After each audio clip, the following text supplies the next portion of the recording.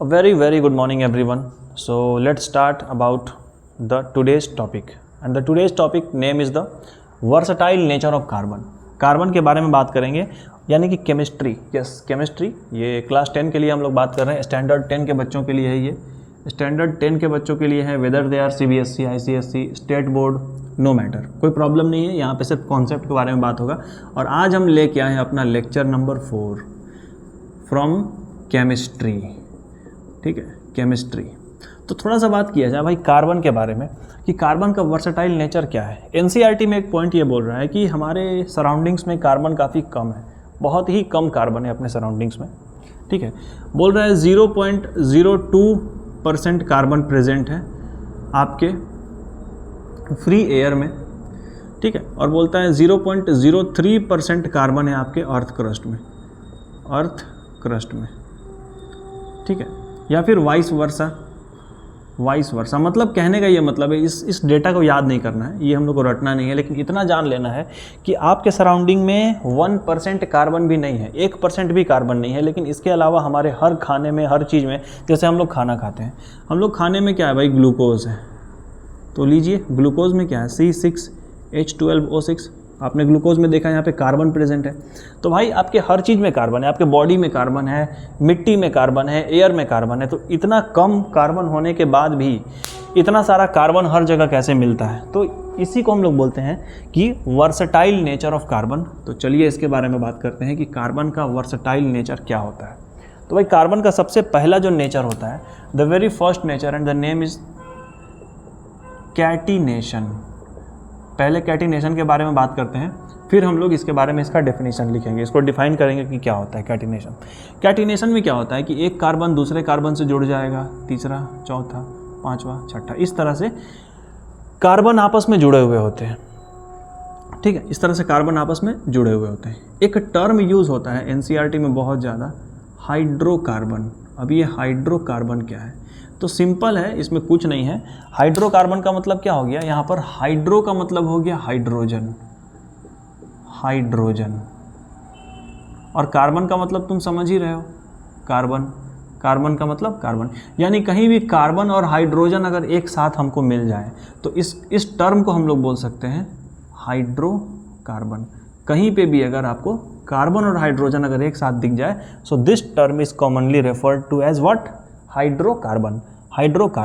अब तुम जानते हो कार्बन के बारे में कि कार्बन का वैलेंसी कितना होता है, 6. ये इसका एटॉमिक नंबर है. कार्बन की वैलेंसी 4 होती है. कैसे 4 होती है, पिछले वाले वीडियो में हमने बात किया था. 2-4 इसका इलेक्ट्रॉनिक कॉन्फ़िगरेशन होता है. ये इसका 2 इलेक्ट्रॉन यहाँ पे होगा, 8 इलेक्ट्रॉन यहाँ पे कैपेसिटी है, 4 इलेक्ट्रॉन है. ये 8 बनने के लिए क्या करेगा, कहीं से गेन करना चाहेगा. कितना गेन करना चाहेगा, 4. अगर ये चाहे कि यहाँ पे 0 हो जाए तो इसको लॉस करना पड़ेगा. कितना लॉस करना पड़ेगा, 4. तो चाहे गेन करे या लॉस करे, दोनों कंडीशन में 4 इसको करना पड़ेगा, so that it's valency will be 4. तो इस तरह से कार्बन का वैलेंसी 4 हो जाएगा. तो 4 मतलब कार्बन एक कैसा एलिमेंट है, this is tetravalent element. Carbon एक टेट्रावैलेंट एलिमेंट है. टेट्रा मतलब क्या होता है, 4, और वैलेंट मतलब क्या चीज़, वैलेंसी. टेट्रा मतलब 4 और वैलेंट मतलब वैलेंसी. तो कार्बन एक ऐसा एलिमेंट है जिसकी वैलेंसी 4 होती है. 4 वैलेंसी से क्या मतलब है, ये कभी भी कितना बॉन्ड बनाएगा, बॉन्ड फॉर्मेशन. कार्बन को अगर कहीं पर भी बॉन्ड बनाना है तो कितना बॉन्ड बनाएगा, 4 बॉन्ड बनाएगा. 4 बॉन्ड बनाए बिना कार्बन रह नहीं सकता है. ये कार्बन का सबसे बड़ा क्वालिटी है.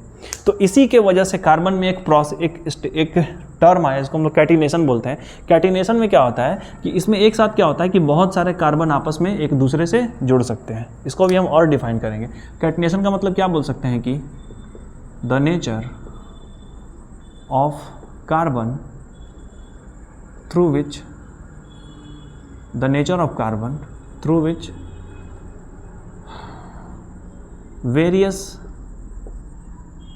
carbon can attached with each other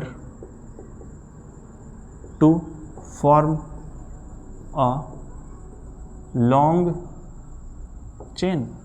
This is called catenation. एक लंबा चेन ये कार्बन आपस में जुड़ करके बना लेते हैं, इसी को हम लोग कैटिनेशन बोलते हैं.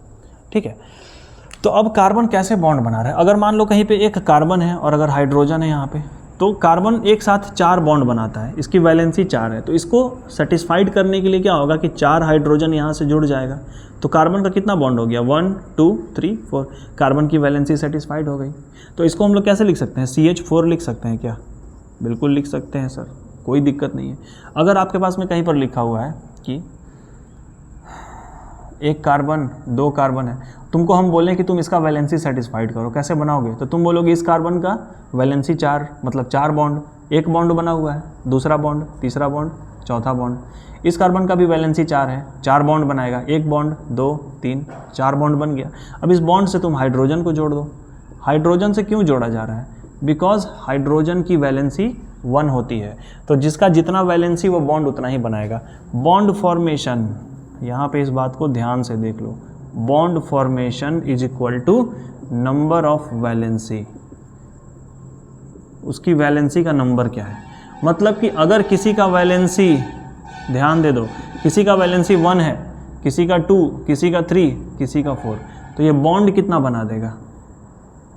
अगर किसी की वैलेंसी 1 है, किसी का 2 है, किसी का 3 है, किसी का 4 है, तो बॉन्ड कितना बना देगा भाई? जिसका वैलेंसी 1 है उसमें कैसा बॉन्ड बनेगा?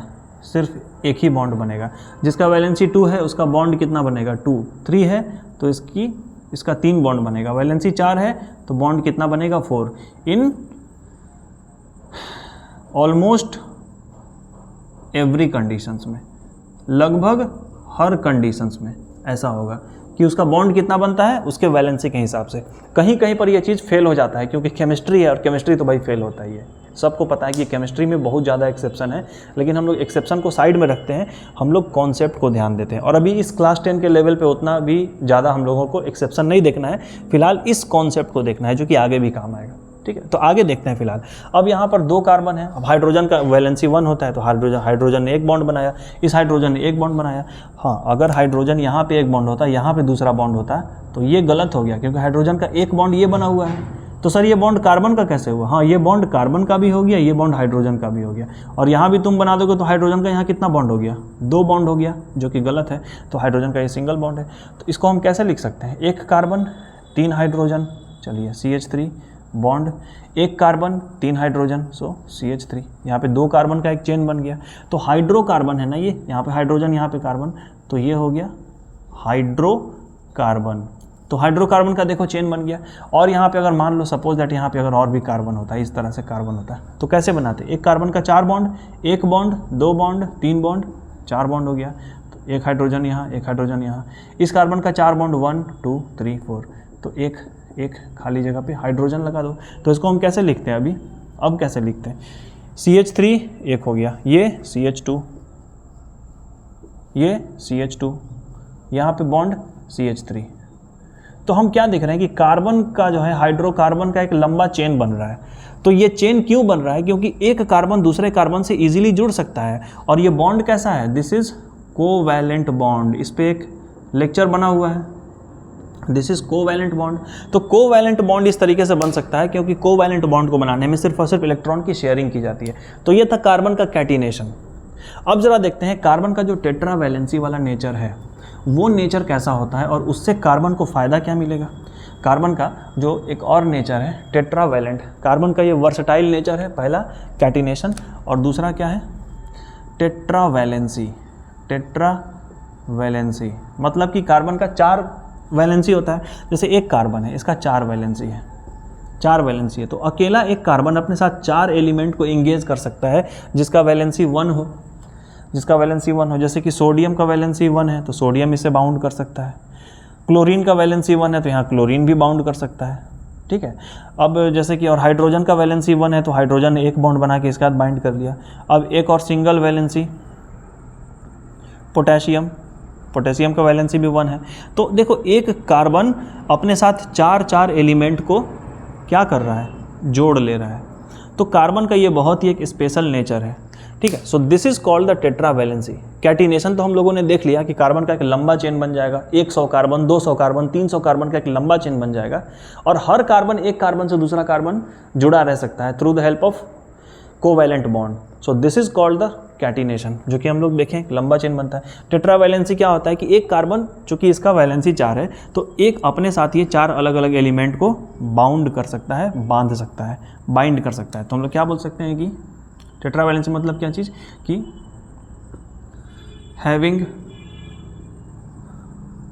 वैलेंसी 4, मतलब that is it have the tendency to bind 4 different element by itself।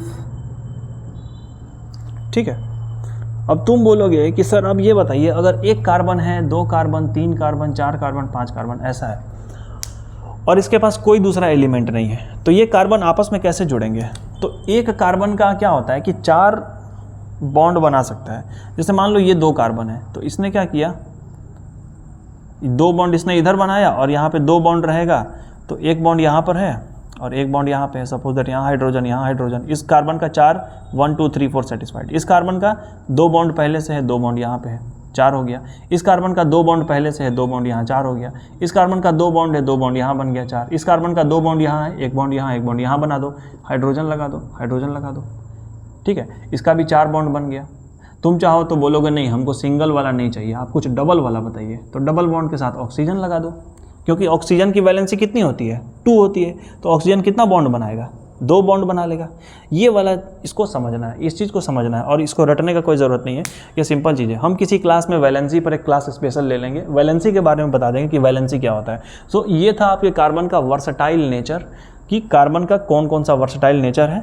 So there are 2 very versatile nature of the carbon. The very first is the catenation and the second one is tetravalency. Okay, so now you can take the screenshot of it. ये class आज मैं ख़त्म करने जा रहा हूँ, आज इतना ही। हम लोग अगले क्लास में फिर मिलेंगे किसी दूसरे टॉपिक पे, किसी दूसरे टॉपिक को लेके आएंगे। छोटा वीडियो बना होगा, छोटे छोटे वीडियोज़ मैं बनाता रहूँगा, तब तक के लिए जुड़े रहिए और पढ़ते रहिए। This much for the day, thank you everyone.